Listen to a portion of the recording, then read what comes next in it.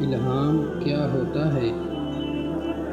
اللہ تعالیٰ کی طرف سے خیر کی جن باتوں کا انسانی دل پر فیضان ہوتا ہے اس کو الہام کہتے ہیں۔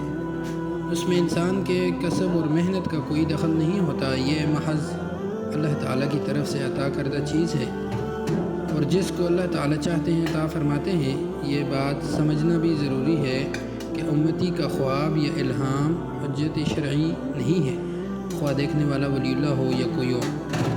ہاں، انبیاء کرام علیہم السلام کے خواب وہی ہوا کرتے ہیں، باقی جو خواب غیر انبیاء کو آیا کرتے ہیں اس کی بنیاد پر کوئی حتمی نتیجہ نکالنا درست نہیں۔ ان میں سے اچھے اور سچے خواب مبشرات یعنی خوشخبریوں کے قبیل سے ہوتے ہیں۔